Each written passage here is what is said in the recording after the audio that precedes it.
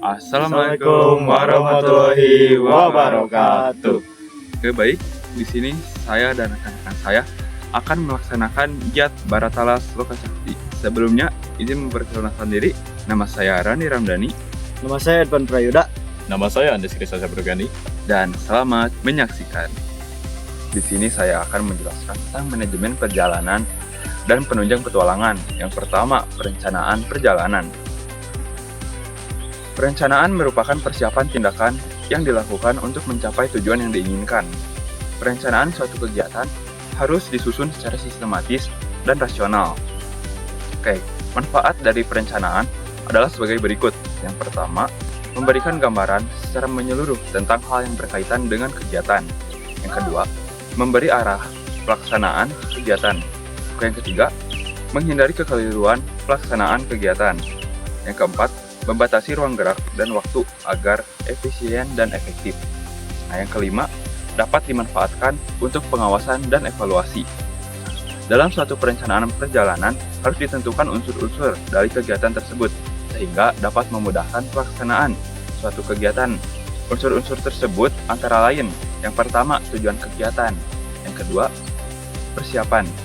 Oke, persiapan yang dapat dilakukan sebelum perjalanan antara lain. Nah, A. Persiapan kesehatan. Kesehatan merupakan kunci tercapainya suatu perjalanan. Sebab dalam sebuah perjalanan, kondisi fisik sangat menentukan kecepatan berpikir dan refleks seseorang. Dalam keadaan sehat, seseorang dapat berpikir dengan cepat dan tepat, sehingga segala sesuatu yang dilakukan dapat dipertanggungjawabkan. Dengan demikian, bahaya dapat dihindarkan. Oke, dan B. Persiapan kelengkapan. Perlengkapan sangat diperlukan dalam suatu perjalanan, karena perlengkapan merupakan alat bantu yang keberadaannya tidak dapat dipisahkan dari suatu perjalanan. Perlengkapan yang dibutuhkan dalam melakukan kegiatan antara lain, yang pertama, alat navigasi, peta, kompas, GPS, dan lain-lain. Nah, lalu alat komunikasi, handphone, handy-talkie, dan fluid. Nah, lalu juga ada alat survival seperti pisau komando, korek, dan lain-lain. Nah, dan juga perlengkapan lain seperti logistik dan obat-obatan. Nah, yang kedua, ada bahaya-bahaya dalam perjalanan. Harus disadari bahwa dimanapun kita berada, ancaman bahaya selalu ada. Oleh karena itu, perlu dilakukan langkah-langkah sebagai antisipasi untuk meminimalisir terjadinya bahaya. Bahaya dapat dibagi dua bagian, yaitu bahaya subjektif. Bahaya subjektif adalah bahaya dari resiko yang dikendalikan oleh pribadi kita sendiri. Hal utama yang mempengaruhinya adalah kurangnya pengalaman dan persiapan, yang merupakan salah satu penyebab terjadinya kecelakaan. Yang kedua, bahaya objektif. Bahaya objektif adalah bahaya yang terjadi karena faktor dari luar diri kita yang sulit kita kendalikan. Misalnya, bahaya yang datang dari faktor alam seperti hujan, badai, juga bahaya yang datang dari faktor makhluk hidup seperti gigitan ular dan binatang berbisa lainnya. Nah, berikut ini adalah pedoman keamanan selama perjalanan. 1. Menentukan rencana perjalanan atau jalur perjalanan dengan peta. 2. Jangan tergesa-gesa dalam melakukan sesuatu. 3. Tetap berada dalam rombongan. 4. Melengkapi diri dalam rangka mengantisipasi situasi buruk. 5. Tidak melakukan tindakan sembrono yang dapat membahayakan diri sendiri maupun orang lain.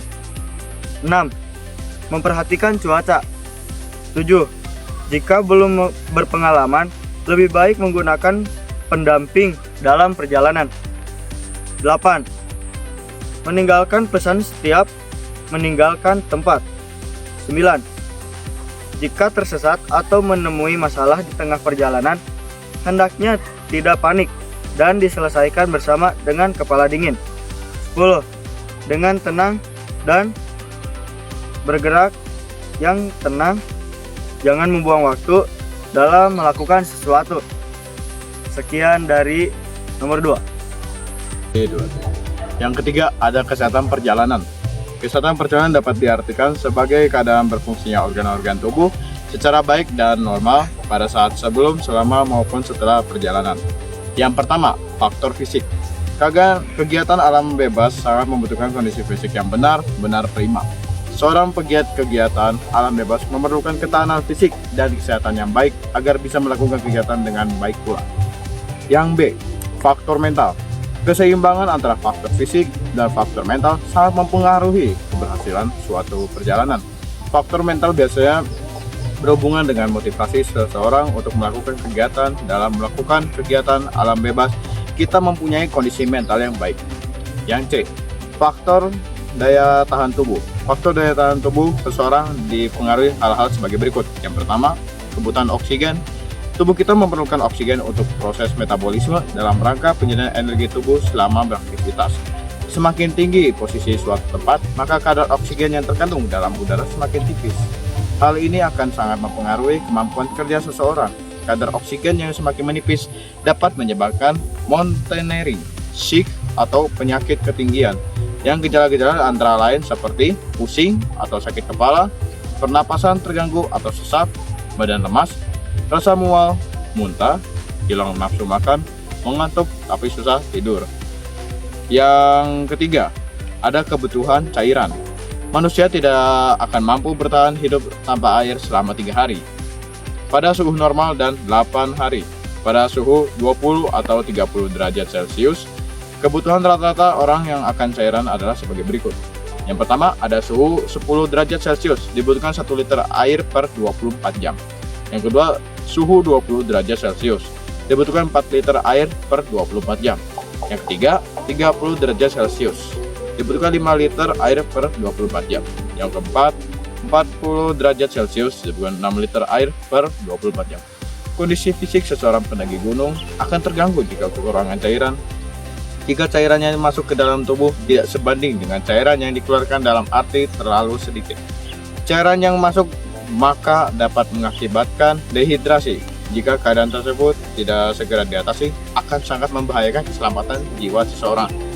Gejala-gejala dehidrasi antara lain seperti rasa haus yang terasa sangat, badan terasa lemah, denyut nadi lebih cepat, keluar keringat dingin, kaki dan tangan pucat, kebutuhan garam atau elektronik. Elektronik yang sangat dibutuhkan oleh tubuh kita adalah garam dapur atau NaCl. Kebutuhan garam seseorang berbeda tergantung daerah. Hal ini berkaitan dengan aktivitas yang dilakukan. Kekurangan garam dalam tubuh dapat mengakibatkan kram pada otot-otot tubuh. Oleh karena itu, dipenuhi kebutuhan garam dalam tubuh kita dapat mendukung kelancaran aktivitas selama perjalanan. Yang pertama ada suhu lingkungan.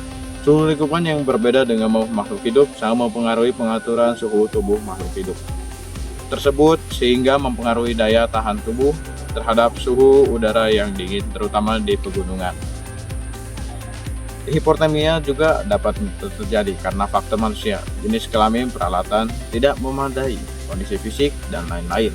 Dan faktor alam, suhu udara, angin, basah. Yang ada juga gejala-gejala hipotermia adalah orang-orang akan terasa dingin dan lemas. Yang kedua, tubuh terus menggigil yang sebenarnya merupakan cara bagi tubuh untuk menghasilkan panas. Oleh karena itu, diusahakan agar penderita hipotermia jangan sampai tidur atau hilang kesadaran karena dapat menurunkan metabolisme tubuh. Yang ketiga, jika suhu tubuh terus menurun, penderita hipotermia akan mulai lemah terhadap respon lingkungan sekitar. Misalnya, kacau dalam berbicara dan tidak respon apabila ditanya. Yang keempat, jika telah berhenti menggigil, bukan berarti penderita telah sembuh dari hipotermia. Hal ini terjadi karena suhu tubuhnya yang sudah sangat turun sehingga menyebabkan fungsi otak terganggu. Seringkali korban meninggal akibat hipotermia ditemukan dalam keadaan telanjang. Karena sebelum meninggal, korban merasa kepanasan karena terganggunya fungsi otak pada orang tersebut.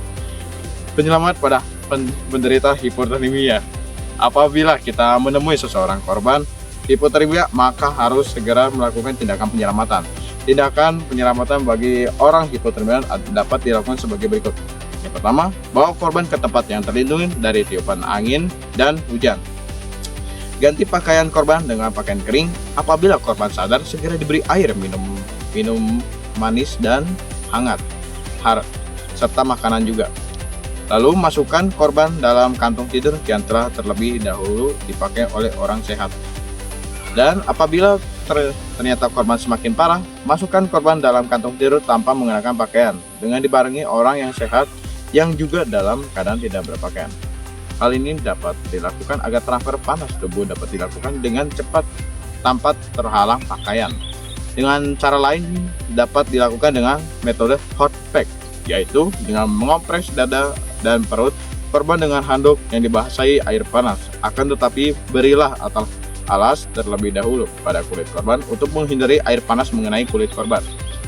Yang terakhir, ada cara lain yang lebih sulit, yaitu merendam bagian tubuh korban ke dalam bak air bersuhu kurang lebih 40 derajat Celcius. Dan mengerti air rendaman tersebut, maka suhu air berkurang. Hal ini dapat dilakukan sampai korban benar-benar sembuh, dan kemudian keringkan tubuh korban, beri pakaian, dan baringkan di tempat yang hangat. Untuk kebutuhan makanan adalah mutlak sekali ya bagi setiap makhluk hidup, karena dalam makanan terkandung zat-zat yang sangat diperlukan oleh tubuh untuk pertahanan kesehatan dan pertumbuhan. Zat-zat yang terkandung dalam makanan antara lain ada karbohidrat, lemak, protein, vitamin, dan mineral. Perbandingan makanan yang baik adalah 60% karbohidrat, 20% protein, dan 20% lemak. Karbohidrat mempunyai peranan paling besar dalam pembentukan energi dalam tubuh kita, sehingga diperlukan sebagai sumber tenaga dalam keadaan normal. Untuk beraktivitas kita membutuhkan energi kurang lebih dari 2000 kalori per hari. Bagi para pendaki gunung diperlukan 2500 sampai 5000 kalori per hari.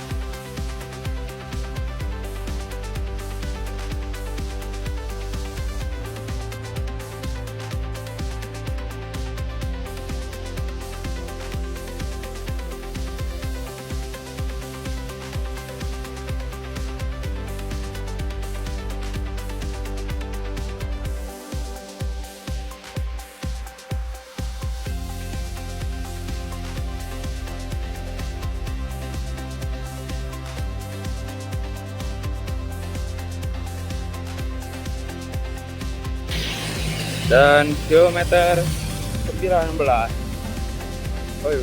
Mundur. Nah, kilometer 19.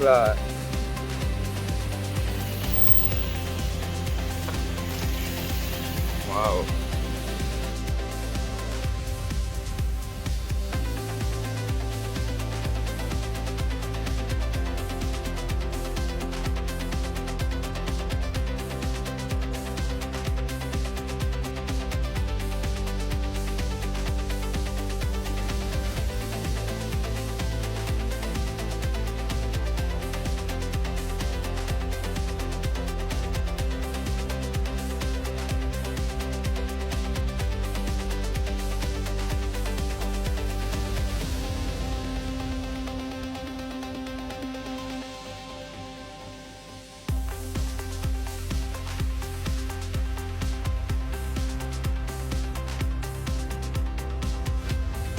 ...25 kilometer dan kondisi hujan.